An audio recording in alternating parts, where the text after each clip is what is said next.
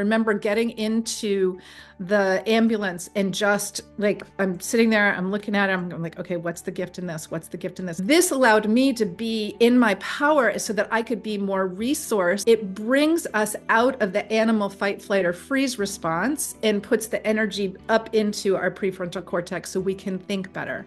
So that way I was able to navigate the challenges that were coming at the hospital. Ultimately, John passed away, and then I started on this really incredible spiritual journey.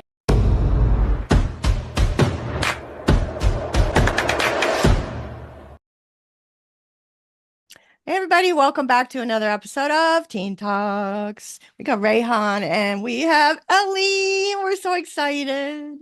We met Ellie at the Global Youth Leadership Summit. So she is another one of our guests from that series, and we are so excited to have her.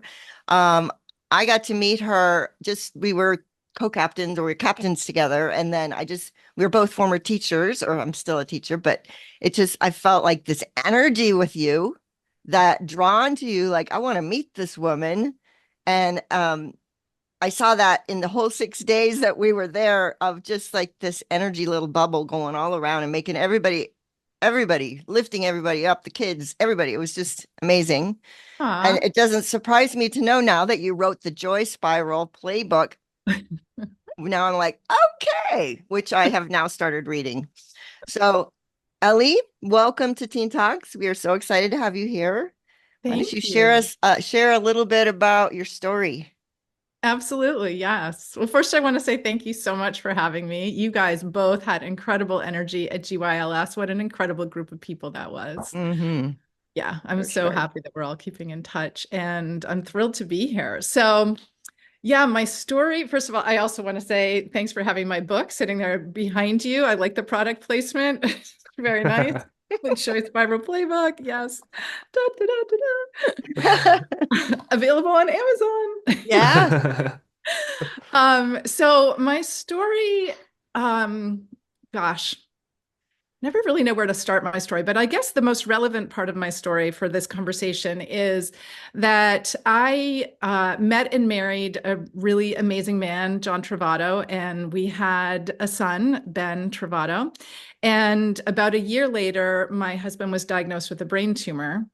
And that brain tumor was a glioblastoma. And The it worst was one. somewhere between what'd you say? The worst kind. Yeah. Yeah. It was somewhere between the size of a lemon and a grapefruit when they found it. And so he was with us for about a year. And by the way, I've recently heard that they've made some huge strides with glioblastomas. And Yes. so anybody out there who's listening to this, if you have a glioblastoma or you know somebody who does, there's really good news that's going on right now. And I want to add to that. I just heard of a company that is about ready to launch a medicine to help. And I'm like, because I just lost my friend last year. She died Oh, within 3 months of finding out that she had one.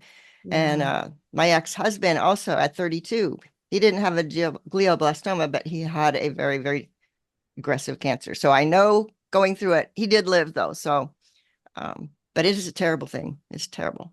It is. And it's really wonderful that they have had the breakthroughs that they have had Mhm. recently. Yeah. There's a part of me that's like, well, couldn't this have happened a while back? Yeah. So that he could still be here. But I do believe that we all have the path that is meant for us, and that our lives are not made of the events that happen in our lives, but how we respond to those events. And I am the person I am today because of those events. And so he was diagnosed with a brain tumor, and then pretty quickly thereafter, a person who I hadn't been in touch with, actually an ex-husband of one of my best friends, I don't remember how he even came to be at our house, came to see John, and he said, "You need to read the book Conversations with God by Neil Donald Walsh." And I was like, well, I happen to have that on my bookshelf, but I had kept thinking, I know I'm spiritual, but I don't really know what that means. I have a family that's all over the map, spiritually speaking, a brother who's a Jehovah's Witness, another brother who was married by a high priestess in the Wiccan religion from which witchcraft is derived. Like, we are all over the map. And so I knew that I was spiritual in some way, but I hadn't landed on what that meant. And I just kept putting it off. So I had that book on my bookshelf. And he said, you need to read this book. And I'm telling you, the book changed my entire life. Wow. It was my introductory book to the idea that we're putting energy into the world at all times, every thought, every word, every action. And I know Moni's talked about that recently here. And that energy is always based on either love or fear. And there was something about how binary that was that kind of simplified my thinking and my life down to this point of, oh, that's just what I need to figure out. Am I pointed in the direction of love, or am I pointed in the direction of fear? Where are my thoughts going right now? And so throughout the challenges of my husband's brain tumor, when my son was just a year and a half old at the time, and so it was, and my dad was home with hospice as well. And so he was up in New Hampshire, and he passed away 2 months before my husband did. So there's a lot of different moving pieces and parts. And what my husband and I chose to do is to focus on everything that we could be grateful for. We decided that our main question was going to be, what's the gift in this? Presupposing that there is always a gift. There's always a gift, or there's always a lesson. Sometimes it's in the form of a lesson, and sometimes it takes a mountain of faith to believe it, and sometimes it takes a long time for it to show up. But the more that we can train our brains to ask that question, what's the gift in this? What's the gift in this? The more that we can get back into our power. Because when we get hijacked by something like bad news, like a diagnosis, or a kid who's lying to us, or whatever the things are that we get hijacked by, if we go straight into that energy, then we're in that energy with them. And now we're in the energy of the problem instead of the energy of the solution. And so the question of what's the gift in this became a really core concept for us. And I asked it, when he had his first grand mal seizure, it was just a really terrifying experience. I didn't even know it was something that was going to be possible. And I remember getting into the ambulance and just like, I'm sitting there, I'm looking at him, I'm like, okay, what's the gift in this? What's the gift in this? And well, I'm so glad my stepdaughter was here so she could take care of Ben. And I'm so glad that these ambulance people are so kind. And I'm so glad that blah, blah, blah. This allowed me to be in my power so that I could be more resourced. I'll talk in a little bit about the prefrontal cortex and how important that is. But when we ask the question, what's the gift in this? It brings us out of the animal fight, flight, or freeze response and puts the energy up into our prefrontal cortex so we can think better. So that way I was able to navigate the challenges that were coming at the hospital, once we got to the hospital and everything else. So ultimately, John passed away, and then I started on this really incredible spiritual journey. I ended up creating a wellness center in honor of my husband and my dad. Amazing things happened in the process of creating it. I'll just give you a couple of little examples. I wanted to create this wellness center to put books like Conversations with God into people's hands, because it had changed our entire experience of his illness and his death. Really did. And yeah, it was just unbelievable. And so I was like, okay, I'm going to I read Wayne Dyer's The Power of Intention, which is what got me thinking about, okay, what is my intention for what I want to do with what's happened in my life? Okay, I want to help as many people as possible. I want to create this wellness center. And so I had an undergraduate degree in English and a master's in education. Nothing that had anything to do with marketing, finance, accounting, anything that would be handy, or business, right? Organizational management, and anything that would have been handy for owning a store. And so I started reading all these books that I could get my hands on. And they said, you need to have a person who knows technology. You need to have a legal advisor. You need to have a financial person, all of this. So I've got this in my head. I'm like, okay, I find the space that I want the wellness center to be in. I decide to call it Uplifting Connections. It's all about lifting people up with connecting resources. Love the name. And then I was in the local high school because I was tutoring somebody, and I overheard a guy talking to somebody else about the computers in the high school. And I was like, oh, technology. Let me go introduce myself to him. So I introduced myself to him. He said his name was Ken. And I said, Ken, I just overheard you talking about the computers and everything. I said, I know it's going to sound kind of crazy, but here we go. My husband died. I want to create a wellness center. I need somebody who knows technology. I want to put the book Conversations with God into people's hands. So I need somebody who knows technology. Do you know anybody who might help me? And he looked at me and he said, that book changed my life. Oh, wow.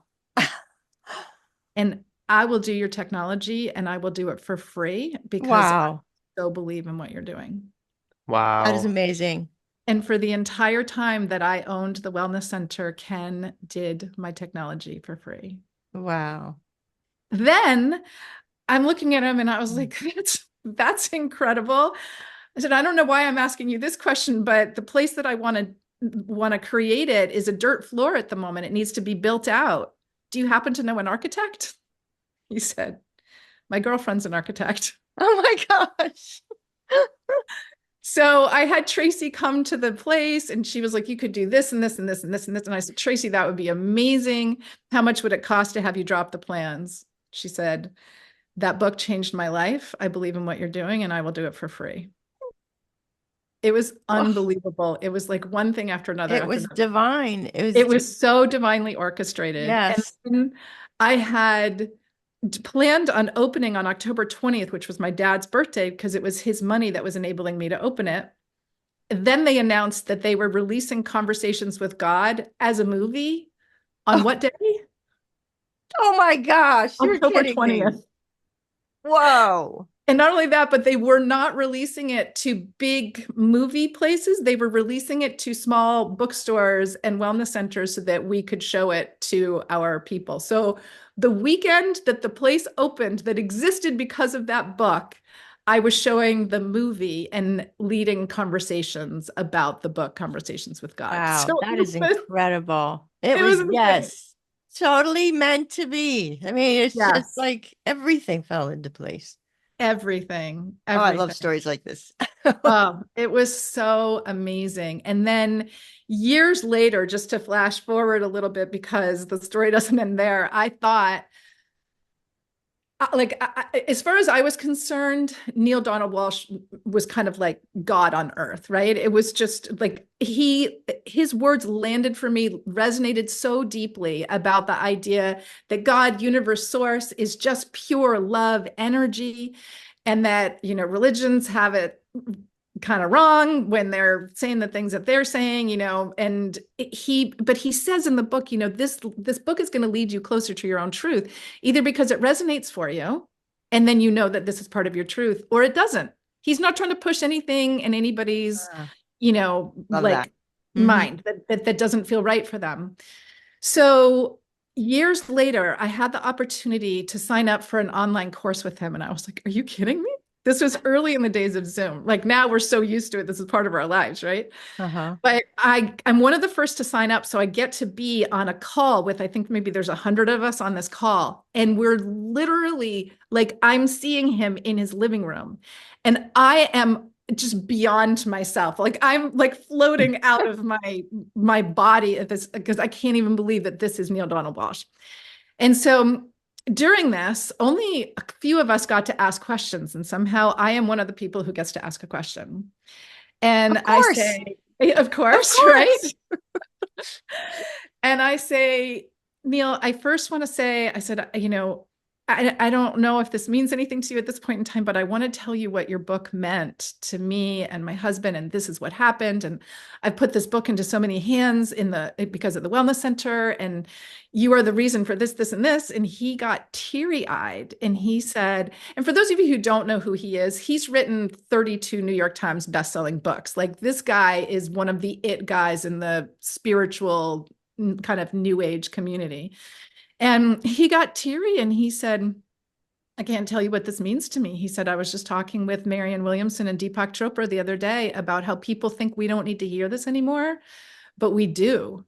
And now I am just over the moon because I'm like, I got to give back to him in some small way for how he changed our lives. I mean, completely changed our experience. Yeah. And so I asked my question, which is, how do I help my dad, how do I help my son stay connected to his dad? And I explain that, his dad comes to us as a hawk extraordinary times. I explain, some of the pieces of it. And he said, all right, this is what you want to do. You want to teach him how the universe works. You want to teach him about the law of attraction. You want to teach him about what you resist persists. You want to teach him this, this, and this. And I was like, okay, I'm taking mad notes. And I'm like, okay, I got it. Then we get to the end of the call and he says, okay, I'm going to take everybody through an activity. So get ready, get your paper out. And I text Ben, who at the time is a 14-year-old kid who was either about to go to, I don't think he had gone to GYLS, but it was within a few months of him going to GYLS. I text Ben, who's hanging out on the couch, and I say, Neil is about to take us through an activity. Why don't you come upstairs? And he tells me later that his thought process was, well, I'm really comfortable on the couch. Yeah, I'm sure. What, Mom? But he had this feeling that he needed to come upstairs. And we both believe that that was his dad.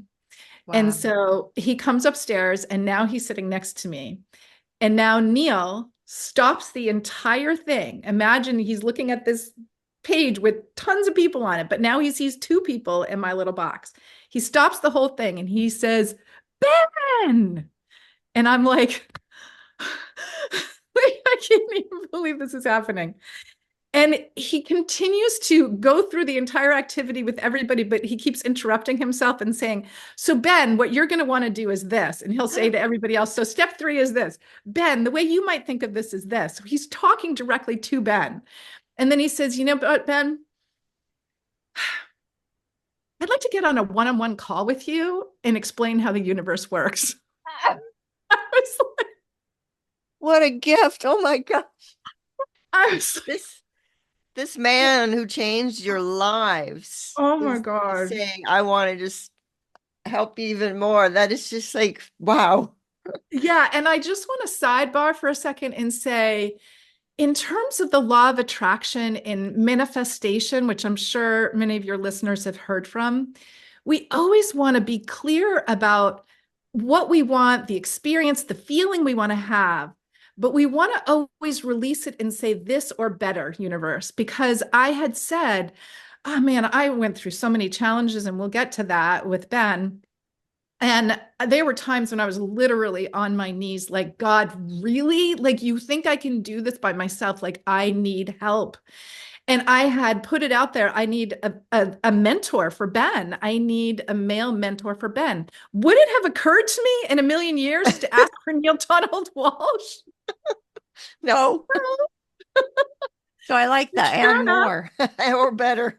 Exactly. So always say or better, and know that it matters what you're focused on. It's like a magic wand that you are, wherever your thoughts are going is what you are. It's like a magic wand that's got like a magnet on the end of it that's drawing those experiences to you. So you've got to be so careful with your focus. Mm-hmm. And when we don't know this about creation and deliberate creation, then we're unintentionally doing it. And we're kind of like a person who like has a magic wand in their hand, they don't even realize it. And they're pointing over there to what they don't want. And they're pointing over there to what they don't want. And all these things are drawing to them, right? Mm-hmm. So you want to be really careful that you're intentional about what you want in your life, that you redirect your mind and your attention.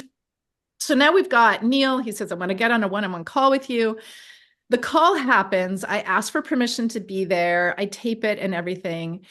And Ben, by the way, tells me that when he was playing tennis earlier that day, a hawk swooped out of the sky and down across the tennis court, right? So his dad very much with him. So Ben gets on this call. Neil starts it by saying, first of all, I have to let you know I'm not in the habit of calling strangers, let alone 14-year-old kids. But this is what I was led to do. And he goes on and he's very funny. He's offering to help Ben with his English papers. He's explaining to Ben how the universe works. He spends like an hour with him on the phone, and he gets to the end of the call and he says, Ben, I can't replace your dad, but I can be like a grandfather for you. Oh, gosh. I'm going to give you my personal phone number. Wow. I don't ever want you to feel alone.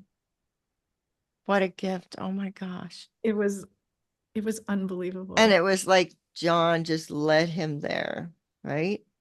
With that hawk saying, oh. Life can be so amazing. If we just right? allow it to be. It It's is just like, magical. wow. It is Wow, magical. that is beautiful. That Mhm. is so, so beautiful. Ellie, can you talk about the hawk a little bit more? I want to understand how that, because the hawk represents your husband, right? Yeah, Um, can you talk about that? Why the hawk? What's the story behind that? yeah, sure. So people may or may not be familiar with the idea that our loved ones are just in a different form when they pass from this body, right? I believe 100% that we are one with the universe. We are sparks of the divine. We are this incredible energy field, and we decide to incarnate into this body. So I understand not everybody's going to agree with that, and that's completely fine. But just from my perspective, this is what's true. And so we incarnate into this body, and this is like basically a suit of clothes that we're borrowing to kind of move around in the universe. After we're done with this suit of clothes, that energy can go and be in anything. It can be in multiple places. In fact, we probably are on multiple timelines right now in this moment, but we won't get into that because that's kind of mind bending, right? Mhm. But this idea is that loved ones are able to send signals to us. And so for some people, it might be a cardinal, it might be a dragonfly, it might be a hawk, it might be a ladybug, it might be all kinds of different things. But my understanding of it is that John can just embody the hawk for that moment in time. I don't think he's flying around as a hawk all the time. I think John is an energy. He's got more ability to tap into, and I realize I might sound crazy to a lot of people right now, but I'm okay with that. He's got an ability to tap into different forms of energy. And so he's just shown up at the most extraordinary moments. There was one time Ben's school that he was in financially imploded when he was in fifth grade and he had to start in a different school. Same thing happened when he was in 11th grade and he had to start in a different school. Oh, poor guy. But in any case, the first time it happened, I took him to go and shadow some kids at a different school. And as I was leaving, I was like, I can't believe I have to make this decision by myself. That's one of the hard things as a widow is just that you're on your own. You've got to make these Yeah. decisions on your own. And I understand that there's some benefits to not having a divorced person that you've got to agree with, but it can be a heavy weight. And so I was driving along and I was like, "Oh, John, I wish you were here. I wish you could tell me what you think." And the next thing I knew, there's a hawk that's like swooping around Wow. above the car. So there's just a ton of instances like Yeah. that. Does that answer your question? It does, it does. Oh, And yeah. I asked the question because when my grandfather passed away on my dad's side, my dad's sister, after like that happened, we'd have these conversations and she would always tell me how my grandfather would manifest himself through butterflies for Mhm. her. So she would go on these walks, and every time that she would think about him, there was a beautiful butterfly that would start flying alongside her.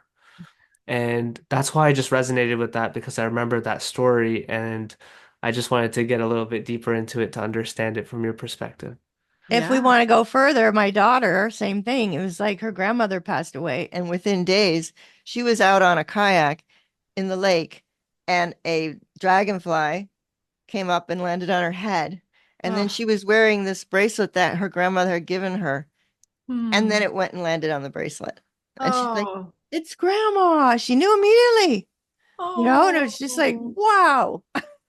that's amazing. And I think that's such an important thing to realize is that we want our energy to be open like that. The more Mhm. that we insist that things make sense to our rational, linear thinking mind, the more that we take the magic that's available in the universe and we cut it off.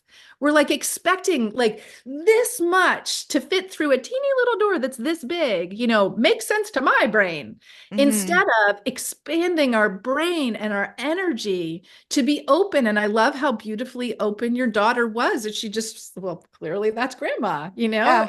and able to be in that place. And I just want to encourage any listeners, if you have things like that, people that you've lost or just listening to, paying attention to the signs and believing in the possibility of mediumship. I mean, the reason I knew he was going to come as a hawk is because I met with a medium and she brought him through like undeniably. And she was like, he's going to come to you as a hawk. And I was like, okay. And then he did. Oh, I love this stuff. Love it. I It's really so fun. I want to dive into this then because like I'm gonna what I'm gonna try and do is I'm gonna try and play like devil's advocate. I want to play like, okay, your typical listener is going to be here and being like, okay, yeah, well, it's just a coincidence, right? They're gonna use their Mm. rational brain to be like, well, things like that happen. I can say that, I don't know, I saw a bird and I can call that bird whatever I want to call it. And I'm gonna try and do that to challenge it and to truly get into how we can start just in general, people can start opening up their minds and opening up that energy. Um, so how does one go about opening up that energy? How does one go about, opening up their minds to that possibility and starting, I guess, to see things not in a linear way and in a rational way, but being open to all these things? Like, how does someone go about that? That's a really great question. And I love that idea of playing devil's advocate because, we're pretty like-minded here, and there's going to be people listening who aren't necessarily on the same page. And Hmm. that's an important question. So the way that I went about it is that, as I mentioned, I had realized I was spiritual, but I didn't know what that meant. And it wasn't important to figure it out until my husband was diagnosed. And then it was important to figure out. And so I actively was like, yes, I will read the book Conversations with God. I started exposing myself more and more to people who think differently, to people who were expanding, like opening that door. If we've never been exposed to people who talk differently, have these kinds of conversations, then it's a lot for us to get there on our own. So Hmm. for me, it was, meeting this medium. I had heard about mediumship before, and I was like, I don't know. I was like open but skeptical, which I think is healthy to be, skeptical, but I also think it's really healthy to be open. So open but Correct. Yeah, skeptical. Like, totally. and so when I met Maureen, Maureen Hancock is a phenomenally talented medium, and she's also a comedian. And so one of the things that she does is it's like, here's the line of what you think somebody would say, and then she's over here on the other side. And she just like goes straight over that line. I like But her already. part of why that's really effective is because when we laugh, we raise our vibration, and Mm, people who are that's so on the true. other side they're at a higher frequency. So Yeah. the lowest frequency that we have here on Earth would be like a rock, right? But there's still vibrating energy inside that rock. And then we have these bodies, so we are matter, but we're made of energy. And if we're in a dense vibration and we're in anger or upset or depression, we're locked in and constricted. That energy is kind of like tied down. So whatever we can do to climb what I call the ladder of well-being, get ourselves into a higher vibration, is going to open up the possibilities and makes it easier for people on the other side to come through, for those messages to get there, like the song that comes on the radio at the exact right time, and you're like, Mhm. how did that happen? Or Right. the message that comes through, you suddenly know something and you don't know how you knew it, or the person that you thought of and all of a sudden they call you. Like, these things are all around us all the time. So it's starting to notice them when they happen. It's building your evidence bank of listening to podcasts, reading books, getting yourself around people who think like this, Hmm. and celebrating, like, oh, what if? Like, how cool is that? I have one of my clients who, she's been my client for a while, and she's just made so many changes in her life. Her entire family is transformed because of the work that she was willing to do on herself. But she was still a little stuck on the whole idea of manifestation and the magic of the universe and everything else. She was like, okay, whatever. And so she was doing one of my manifestation courses with me, and I urged people to think of what they would like to manifest. And she said, well, my daughters, she has twin daughters, and she said they really need like nice desks. They're going into high school and they need nice desks. And she was like, it would be really nice if they were white desks. And all right, I'd like to manifest two white desks. I really like the IKEA ones. The girls had picked out desks from IKEA. I really like the IKEA ones. Within a week or two, she's at a book club at somebody's house. And this woman she didn't know before. And the woman said, "Hey, you guys, I have a desk. Does anybody have a need for a desk?" And she was like, "Well, I'll take a look at it." And she goes, and the woman's like, "Well, actually, I have two." And they were both white IKEA desks that was the exact desk that her daughters had wanted. Not only that, but they both had chairs to go with them. And the woman was like, The "I would better. be happy for you to take these off of my hand." She didn't even want to be paid for them. She was just like, "Get them out of my house." Oh my gosh. So it's like that openness. So this woman, Jen, was open. She was skeptical. She was like, "I don't know about this, Ellie." But she kept showing up. She kept doing the work. She kept, asking the questions. She kept being willing to like open up a little bit more and a little bit more and a little bit more. And I know, like, when I started my wellness center, I had been exposed to Maureen Hancock, the medium. So I was like, okay, I'm open to mediumship. And then I met some people who were doing something else. And I was like, okay, now I'm open to that. And I kept thinking, like, God, just how open do you want my mind to be? And then this woman contacted me and she said, "I am the human steward of a crystal skull named Samuel. And there's only 12 crystal skulls in the world." And I was like, "You're the what of the what? What are you talking about?" But I opened my mind to that. And sure enough, she came. She actually stayed at my house. My son had an incredible experience with this crystal skull. I had people come and stay here who were channeling, and that opened my mind to channeling. It's like every time you open the door, there's just more expansion available and more expansion available. And that's when the universe can play with you. If you're shut Mhm. down and you're like, "Prove it to me, bring it here," then the Mhm. universe is like, I don't know how to get in that squished little space.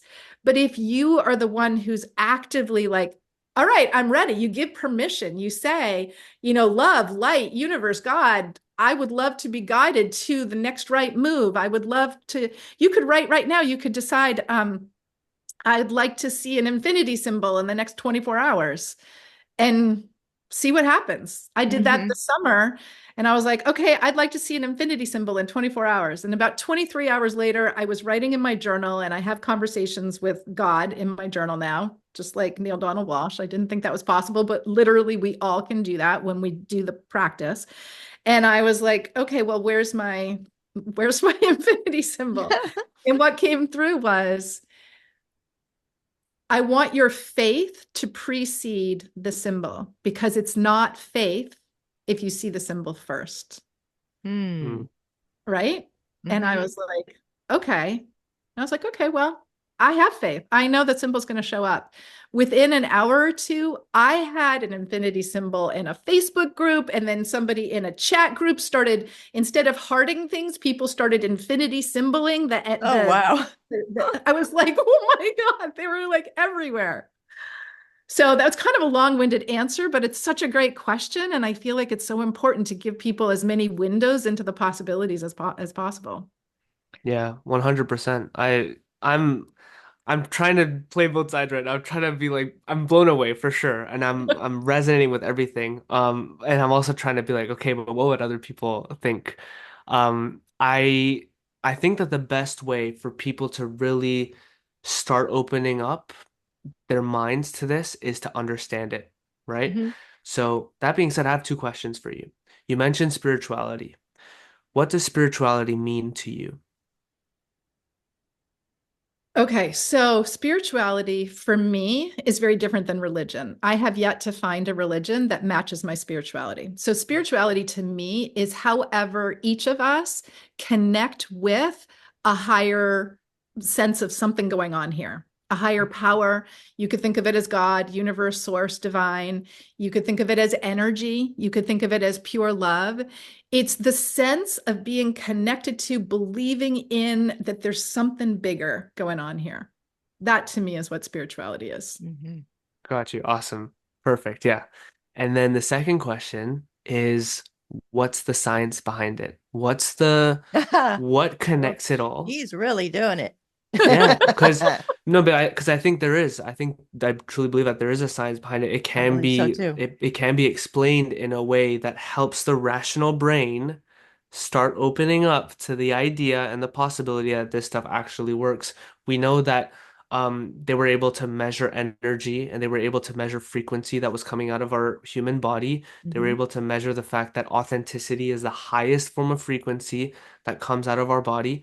Mhm. So that's why I'm asking this question. What's the science behind it? If someone is listening and they're like, well, scientifically, this doesn't make sense. It just doesn't like they're rationalizing it again. My question is, what's the science behind it? Well, that is a very big question that I'm not sure that I am the best person to answer that. I'll tell you what I do is that I understand the science enough for it to just make sense for me to then just continue along my merry way. Mhm. Not Hmm. necessarily well enough to explain it to other people. But what I can tell you is that it's based in quantum physics. It's based in, waves and particles. It's based in there's all of these research studies that have been done. There's a fantastic book called the Intention Experiment by Lynn McTaggart, where she takes this idea of how important intention is and our focus. And then she goes into all of these scientific studies that have been done. And so for me, I just poured over that book and I pour over books. Dr. Joe Dispenza brings the Oh, science in with the love him. spirituality, right? He's one of the best at it. He's And the way great. that the way that he explains it and everything is really, really powerful. So there's so many people who have done such a better job than I could, but I can tell you there is science behind it. Mhm. And that the more that quantum physics moves forward, the more it catches up with it. It used to be science and spirituality were separate, and now it's becoming really clear that they are quite overlapping. And one of the things that I love is even if we think about some of the studies that have been done, for example, with I'm trying to think if this is a good example. There's so many different studies. There's a study that was done with elite athletes, and you probably know about this. And I don't know what their sport was, but they had four different groups. They split them into four different groups and were looking at who got better at the skills that they needed to get better at. And group one was 100% practicing it physically. Group two was 75% practicing it physically, 25% mental rehearsal, just visualizing it. Group three was 50-50. Group four was 25% physically touching the ball, doing whatever, and 75% just doing it in their minds, like practicing the three free throws or whatever. And the group that improved their skills the most was the one that was 25% physical and 75% mental. Mhm. So that starts to connect us to the power of our brain, the power of visualization, right? All of that is so important. And I think there's basic brain science that's important for us to understand. So we can dive into that next if we're feeling complete with the spirituality and science. Yeah, no, I think perfect. You answered it perfectly. This is like because I've used this stuff for myself with soccer. I've used the visualization and everything before my games and even for training and all of it. I've used these different techniques and I know for a fact like they have worked for me. It really Yes. has. And I love that you talked about, yes, there are so many studies out there that have been done. So many people have done the research. I think what I was trying to get out was like, this is not mumbo jumbo. This stuff is Yes. not just being pulled from thin air. This is real. This stuff is real. It is tangible. Even though some people might not see it that way at first, this stuff is very tangible. It is very real. So I think that's just what I wanted to get at. But yeah, I love let's that. continue. And they're even Yeah. finding Well, now I do. too. I was listening to a podcast, Tony Robbins podcast, and they had on a guest that he's been waiting to get on forever. And he's a doctor who is highly touted, who left the university because the university wouldn't believe, I mean, he wouldn't allow him to do the research he wanted to do. And now they're finding out things even with at the cellular level in our bodies. All of this is related to the physics and everything else. And it's just like mind blowing. Mind blowing. We have only scratched Oh, the surface yes. of understanding all of this. It's Yeah. really crazy. One Mhm. of my favorite stories in that book, The Intention Experiment, is that the guy who I think he created the polygraph machine, um, don't quote, I'm not good at details, so don't quote me on exactly that that's who it was. But anyway, he used polygraph machines and he had this idea to connect the polygraph machine to a plant to Ah, see what would happen. And the plant has certain things that would change in this polygraph machine. And so then he approached the plant and he said to the leaves, I'm going to burn you. And the polygraph machine spiked. The plant spiked on the polygraph machine. The plant understood. Look at Ryan's yes. eyes. The plant understood what he was saying. And then a couple minutes later, he thought it, he wasn't even saying it out loud. He was thinking it. And a couple minutes later, he thought it again, and the plant spiked again. And then a couple minutes later, he thought it again. At some point, the plant stopped spiking because it seemed to understand he's He's he's not doing it. Yeah. yeah, he's There's not no doing action it. I don't think following his. I don't need to Wow. worry about this. Mhm. And then one day they were in another room nearby. They were pouring boiling water into the sink, and this plant spiked on the polygraph machine. And they were like, why? Like, why? And then they realized that there's like algae and bacteria and stuff like that that's in the sink that was being killed by the boiling water. Oh, And wow. so this plant was in response to that feeling like the pain or however you That's would say it with wild. the plant. And so then they went into another room and they took brine shrimp and they poured them into boiling water. And the moment that they hit the boiling water, the plant in the other room spiked on the polygraph machine. That is amazing. Isn't that See, I wild? knew we shouldn't be Whoa. doing this to lobsters and shrimp and all that. It's like, oh, This makes me feel so much better because I have a plant in my room where I sleep and I talk to this plant. Like I will say, "Oh, I love you." I'll like even pet the plant. It makes me feel so much better. Makes me feel a lot less crazy. So, thank you. I actually have one Yes. right in front of me right now that I talk to too. I say, you're so beautiful. Have Yeah, you and guys they've seen done the study where they experiments have that in schools right now. We have a school in our district that I used to go into, and they actually had it set up with plants, an experiment for the kids to do. They walk by every day, and there's one where nobody talks to it. There's one where they give them loving, kind, I love you, kind stuff, and then there's one where they give it negative, total negative talk and everything. And the one who's just like getting the praise and all the love, it's just growing like crazy. The other one is just dying, and the other one is just like, eh. It's Yeah, amazing. it is They're doing these amazing. experiments all over the place. So it's happening. I mean, it's real. It's so powerful for kids to start to understand this. I love that they're doing it in schools. Me too. This Me is too. really, Because really this huge. is, as we all know, so we work with teenagers and other kids, and it's like they they need to grow up understanding this stuff, and it's Yeah, going to change their lives. You know, completely. we didn't grow up with this, most of us, and we've been stuck, and it's taken forever. Rayon's a little earlier, thank God. But for me, like it's taken forever to get to this point where what really matters, Yes. If I what could redesign the really, curriculum, it would oh, be about relationships, emotional intelligence. It would be about manifestation and understanding energy and mhm, vibration. It would be completely different. I mean, the mhm. time that I spent learning algebra, which I have not used since then. 1 + 1 is 5. Nope. I agree with you 100%.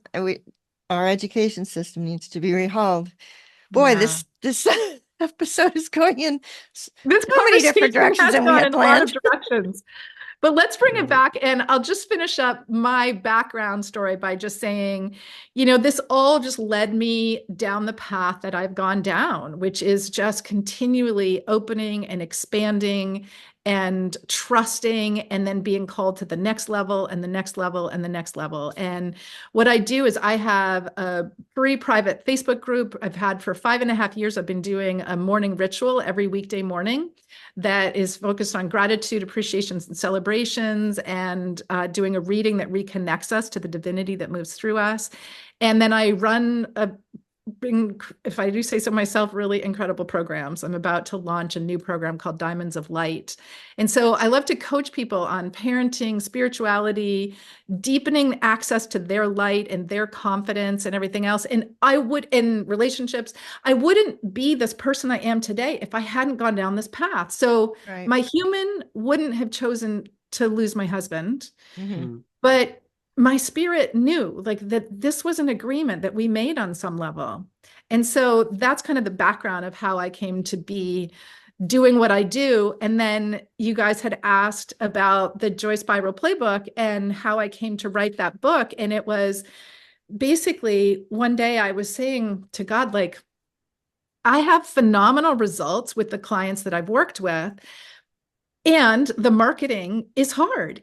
When you are the artist, the coach, this person, it's not the same brain that's really good necessarily at the marketing and everything that brings people into your world. Mm-hmm. So I was like, God, if you really want me to keep doing this, you need to help me with this. I need to know like what's a good route. And then within a couple of days, I got a Facebook ad that was for the One Book Millions method. And it was basically about this idea of getting your book out there, like codifying what you do, getting your book out there. And then that becomes a really beautiful lead magnet because first of all, you're giving people something of really huge value for a small amount of money. Mm-hmm. But secondly, there are going to be people who want to go deeper and then they're going to come deeper into your world. So that's how it came about that I wrote the book.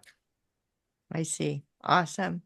And that's what I got too. I got told the same thing when I was kind of trying to figure out what am I going to do with my courses and everything. And I sort of asked God, and the same thing came to me was I need to write a book. And so that's what I'm now starting to do too. But It's I a heck of a am growth experience. I am halfway through your book and I just absolutely love it. I'm Aw. getting to the point of the spirals, going into the spirals.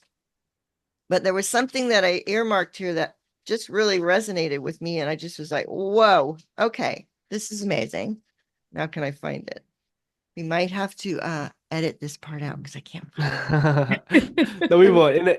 In the meantime, though, I will ask another question. I know that Yeah.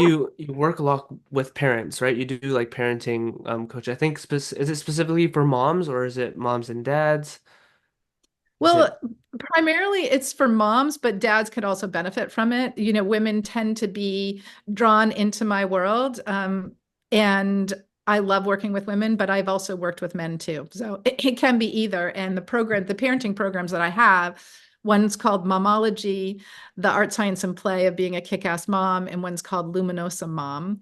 And actually, what I wanted to offer to your listeners is that if they want to reach out to me, I am happy to gift them access to Momology, which Oh wow, is, that's Wow. awesome. That's so yeah. awesome. Why don't you talk about those programs? Why don't you talk about a little bit what what you cover in them, and also, some of the tools, maybe if there's anything that you want to share for, the parents who are listening, anything that could be of value to them, something that, might be relatable to them, whatever you want to share. Yeah, absolutely. One thing I would love to share is one of the concepts in Momology, Hmm. which is what I call bright sky thinking versus cave thinking. And I'll walk you guys through this. This is a really beautiful metaphor. Before I do that, I want to say that when I ran Momology for the first time live, there was somebody who, people sign up from all over the world, but there happened to be somebody in the town that I live in who signed up for it. And I ran into her several months later. She was a little bit drunk at a football game. And she came up to me and she was like, "You're the luminosa." You couldn't say the word luminosa. "You're the luminosa woman." And I was like, "Well, yes, I am." And she said, "I was in your momology course." And she said, and this brings tears to my eyes, my relationship with my teenage son completely changed because of that course. I was Wow. pulling my hair out. There was a lot of stress between us. I'm afraid I was ruining the relationship because of what was going on. And that course changed everything. So I'm going to give you guys one of the main concepts from that program. Okay, so I want you to close your eyes for a moment.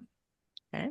And I want you to imagine that you are standing in the mouth of a cave and you're facing into the cave. And you're curious and you decide to go into the cave a little bit further. And as you go in further, it starts to feel more dank and damp and dark. You keep going, you go around a corner, it's getting darker and darker and darker. And as you keep walking in, you just feel heavy. You feel fear. You feel like, ugh, this doesn't feel good. And you stand for a moment and you do a 360-degree turn and you realize that you can only barely see the opening of the cave. It is so dark all around you. And then you decide, all right, I have had enough of this. But before you start moving away, you tune into your body and where you feel in your body this like dank, dark, fear kind of place. Just notice, do you feel that in your body and where do you feel it? And then turn and face that opening that you can just barely see and start walking towards it. And as you walk towards that opening, you feel your energy start to lighten up. The opening gets closer and closer. The cave gets brighter and brighter. And you're feeling better and better. And then you're standing at the edge of the cave again, at the mouth of the cave. And you're looking out into the bright blue sky. And there are birds swooping all over the place, and there are meadows and hills, and you can see a river in the distance, and you see mountains. And it is just absolutely heaven out there. And you step out, you suddenly realize that you have wings, and you step out, and now you're flying in that sky. And you move away from the cave and you're looking around and you feel light and free and easy. You're admiring the view and the beauty, and everything in you feels peaceful and happy and joyful. And notice where you feel that in your body. And then you're going to fly back to the mouth of the cave. And you're going to alight. And I'm going to count from 3 down to 1. And then you'll open your eyes. 3, you feel the ground underneath your feet. 2, you feel your body. 1, and you open your eyes. Wow. I really felt it. I mean, it was Did like, you? yes. Where'd you feel it? What did you feel? Well, going into the cave, I started to feel this like butterflies in my stomach and tenseness in my heart, like chest area. It's got really scary. And then going back out and then going up, I felt it almost in my shoulders, like lightness. And I don't know. And then this went away. The stuff inside, the bad stuff went away. Beautiful. Yeah. Well, did you feel anything, Rahan? Yeah, a lot of it was here in this area, close to my heart. A lot of it was right there, especially when the flying happened. I felt very light. I felt very at peace. And I could feel that just here. I could feel the energy was always here, but it was just different. And it transitioned from being heavy energy to just being a light energy. Beautiful. Yeah. Beautiful. All right, so we'll bring this metaphor home. At any given moment in time, we can be in the cave or in the bright sky in our thinking. And when we're in the cave in our thinking, it feels heavy, it feels dense, and it's hard to see past our own nose, right? We just get into that place where we start closing down. And when we're in the bright sky, we feel open and expansive, and we've got this availability to think more clearly. And this is what I call the red zone is in the cave. This is a fear-based thinking. And then the green zone is in the bright sky. And this is a love-based thinking. And what happens is that when we're going through something challenging, we're facing into the cave, and then we tend to keep facing that direction. And it's getting harder, and we're focused on how hard it is. So let's bring it to parenting. And something's going on with your kid, and you're feeling it, and it's like really grabbing you, and you're worried about them, and you just keep thinking about how worried you are. And now we've got a handy little thing to show you. You've got what I call red zone glasses on. And your reticular activating system is a really important part of your brain that you guys are probably aware of, but not everybody might be.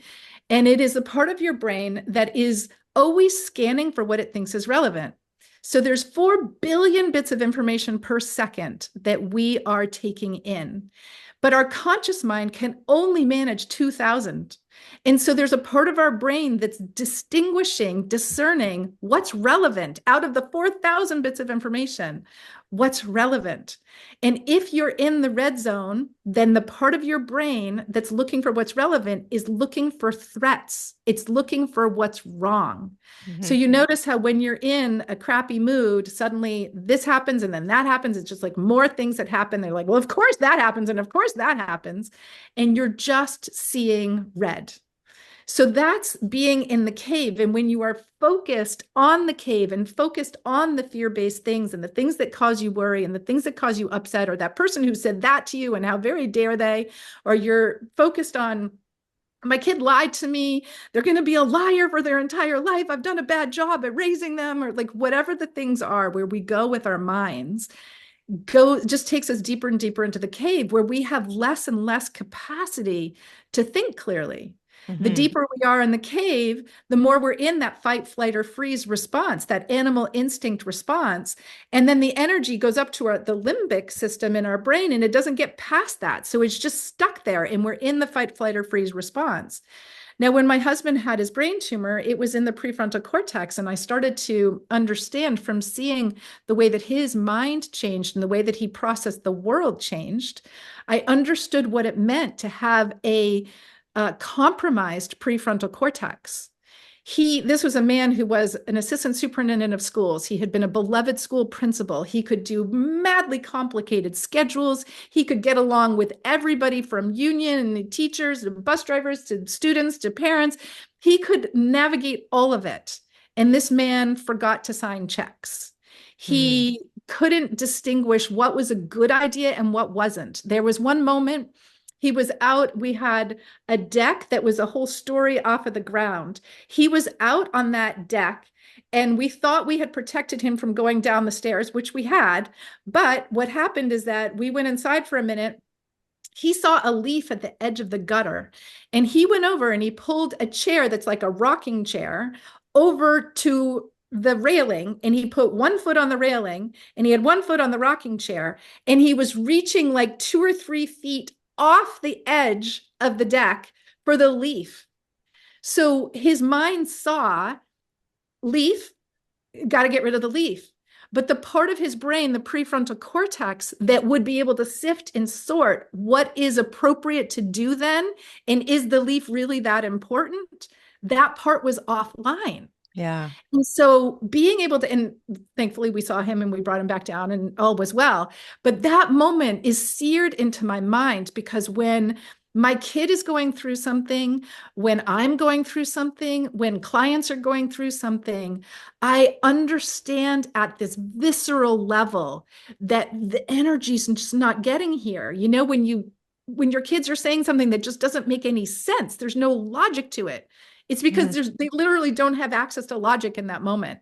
They are like the animal that's in the cage that is terrified in the cage, and you reach your hand in to help it and it like lashes out because it doesn't know what else to do. And so understanding that we don't have good access to our prefrontal cortex when we're in the cave. So your kid has a place all the time, either in the cave or out in the bright sky. In any given moment of the day, they are in or out. We also have a baseline. We have like the place that we dwell. So for me, when I was in boarding school, I went through a massive depression.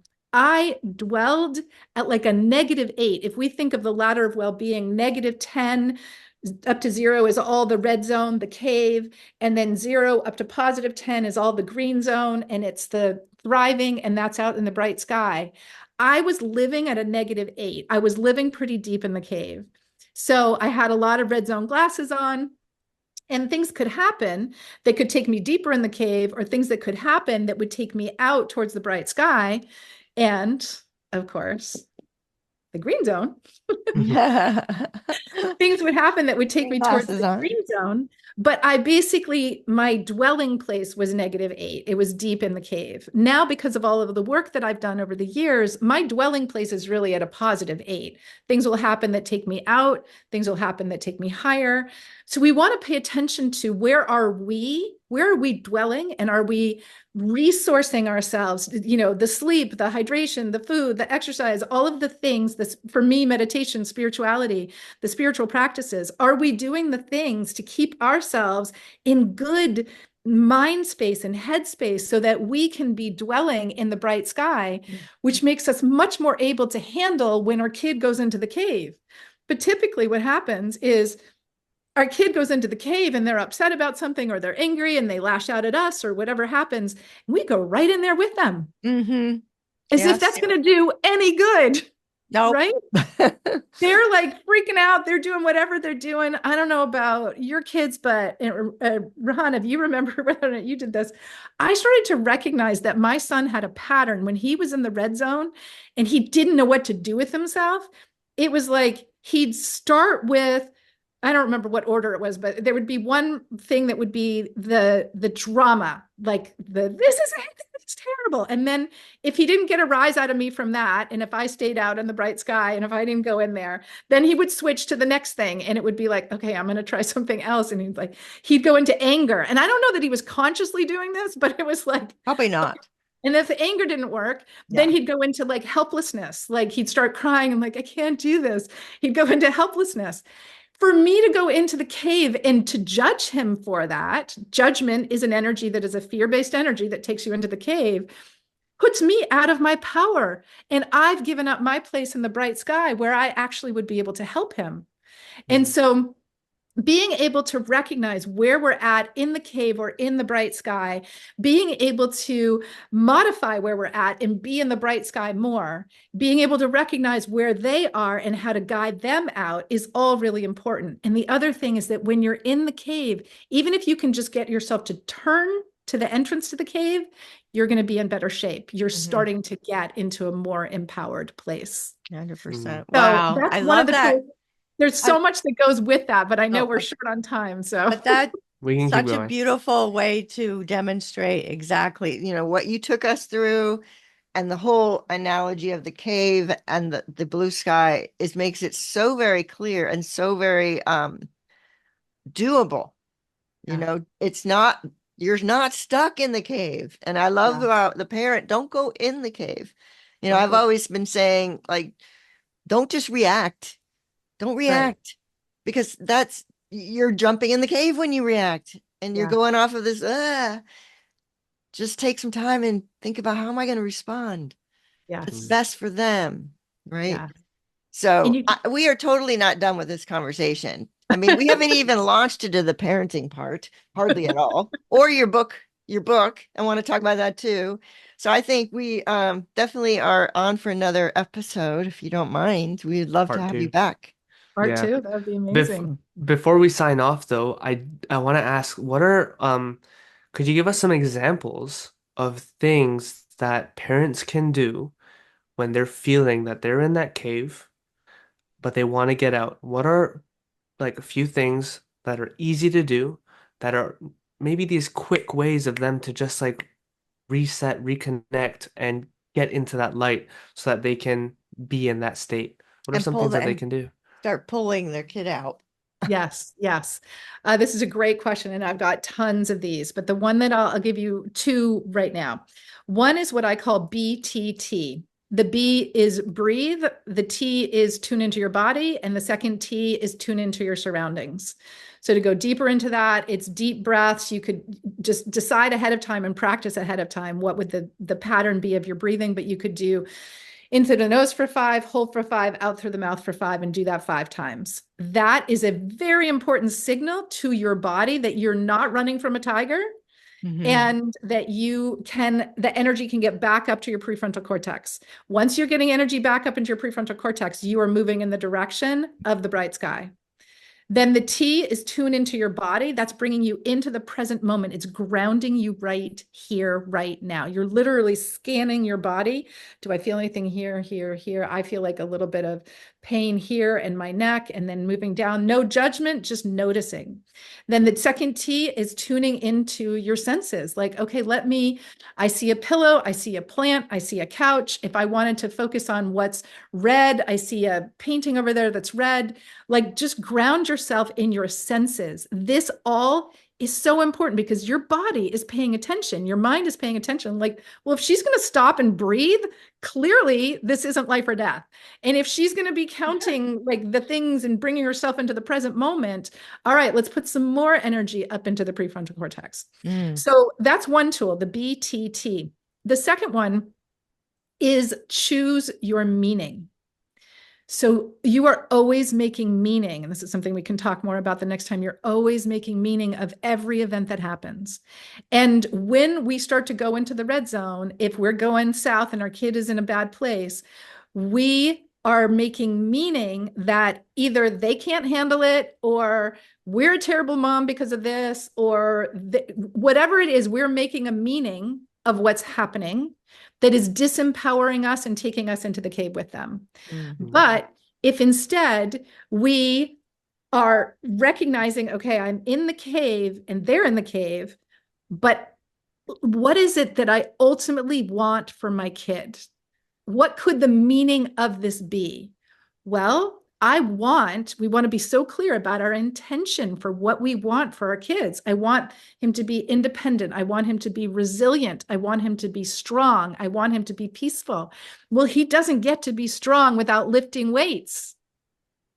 Nobody gets to be strong without lifting weights. And so we start to, rather than being pulled emotionally into whatever's going on, we start to recognize like, oh, my job is to basically, I'm the factory creating a being that's going to go out into the world. So let me step back and say, what's the bigger thing that could be at work here? Maybe he's learning about friendship right now. Maybe he's learning about taking better care of his body right now. Maybe he's like, whatever it is, we get into our power when we trust this too is happening for him.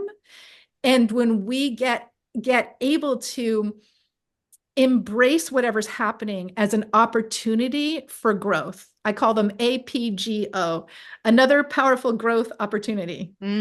And see it as another powerful growth opportunity, we have the chance to be able to guide them. Yes. If we've got time, I want to tell you a quick story about that. Go ahead. Yeah, go for it. One of my clients was going through a really tough time with her girls, and she was saying, Ellie, I can't believe that in the school there are kids in the bathrooms who are vaping. And they shouldn't have to see that. They shouldn't have to see that. They're only in 7th grade. They shouldn't have to see that. And I was like, so what are they telling you about vaping? She said, well, they told me it was no big deal. And I was like, believe them. Because while you're tilting at windmills, are you familiar with that phrase, that idea of you're tilting at windmills? You're not going to stop a windmill. You're back there. They shouldn't have to deal with this. And they're hearing you say, you shouldn't have to deal with this. You shouldn't. And in the meantime, they're 10 miles down the highway dealing with the next challenging thing. But they're like, well, mom's back there still upset about the vaping. She's not going to be able to help us now. She's going to go off the deep end if we tell her that now we're having to deal with sex issues, or we're having to deal with like a heavier level of drugs or whatever else. So recognize that you are giving your kids such important messaging, and you want it to be, you've got this. I am right there with you. I wish you didn't have to deal with vaping in the bathrooms, but tell me what you're doing. Tell me how you're handling it. Tell me how I can support you. And then trust this is your kid getting ready for life and for everything that's going to come at them in life. Yeah. That's what I'm going to And leave. add one other thing to it, because you talked about the prefrontal cortex. It is not developed yet No. in our No. teenagers. It's not developed until like 26 years old. So they can't make these decisions. They need your help, but they need to learn. And it's, they're going to make stupid decisions because it's not fully developed yet. And that's how That's they why. learn. That's why I'm making stupid decisions That's still, it, huh? Rayhan. I wish And I wish just let I you wish I keep could say it was going. going to stop, but we still make stupid decisions even in Well, our yes, 50s. of course. That's But reassuring then. they have an excuse. And Yeah, you have an it excuse. should be expected. So, yeah. This has been incredible. This has been awesome. I've loved having this conversation, and part two will be coming out next week because we are recording a part two. We have to. Yeah, I Um, would love to do that. That would be super, super fun. In the meantime, can yeah. I tell people where they can find me? Yes. Please, And we will put please. it also in the show notes as well. Amazing. So if you want access to Momology, this 3-part course that is going to be yours completely as my gift, then reach out to me, Ellie, ELLIE, at thenewbrave.com is the name of my company. And just say, I saw you I heard you on the podcast. Can you send me Momology? And we'll get you all set up. And I'm also the New Brave Co. on Instagram. I'm also Ellie Bassick-Trovato on Facebook. I love to connect with people in all of the places. And yeah, I've got this incredible program I'm about to launch that's called Diamonds of Light. And it's really about growing our access to our light and deepening our confidence and um, and really magnifying our magic in the world. And there'll be parents in this, and there'll be access to parenting programs in it. There'll be access to all of my programs in it, but will also be weekly group coaching where I am guiding people through whatever is going on in their life. If they're wanting to shine a brighter light and build a business, if they're wanting to navigate a situation with their kid, if they're wanting to navigate relationships. So it's all going to be part of this program called Diamonds of Light. So if you want to hear more about that, you can reach out to me and just ask for information about Diamonds of Light. That sounds amazing. I think I'm in. Awesome. Okay, well, awesome. thank you so much. Thank you. You guys have made my day. This was so fun. I can't wait to talk again. Oh, same. Yeah. Thank you And I can't ready for to being go. vulnerable and I opening can't up. ready to just dig deeper into this. And also, I think we should also put on there the book that changed your life. Oh, I'm yeah. gonna read that. Conversations with God. Yeah. We put that in the show notes as well. Yes. Oh, and then if we could also put the link to Yeah, we'll have it. Yeah. Awesome. We'll have it. Yeah. All of it. Amazing. We'll have all of that. Thank you all for tuning in. Thank you all for listening. Ellie, thank you so much once again for being on and coming on and just sharing everything that you've shared today. It has been incredible. Thank you so much. And it's funny because we'll literally see you again next week with you again. You're going to be here next week on the podcast. So, yeah, we're looking forward to that. But thank you all for tuning in. Feel free to comment if you have any questions. Feel free to reach out to Ellie, myself, or Susan. And yeah. If this resonated with all you, that stuff. Share this with it. the people that you love who need help. Like this bright sky, Yeah. cave thinking can change your freaking world. Yeah, I agree. Please share this with people that need it. I think the majority of people in this world have no idea about any of this. And it changes your whole world and those around you. Because like you say in your book here, which I will find that quote, I will find that part for next time, that when you have your energy changed and you are full of love, it just creates it in the world around you and it multiplies. And I'm just like, I can feel it right now. And yeah, it's multiplying as we speak. Yeah, and I have another question for next time that I'll save. I'll have to write it down. Okay. Next time. Oh boy. Wait. All right. Okay. Have a Take great care, week, everyone. everyone. Bye. Bye.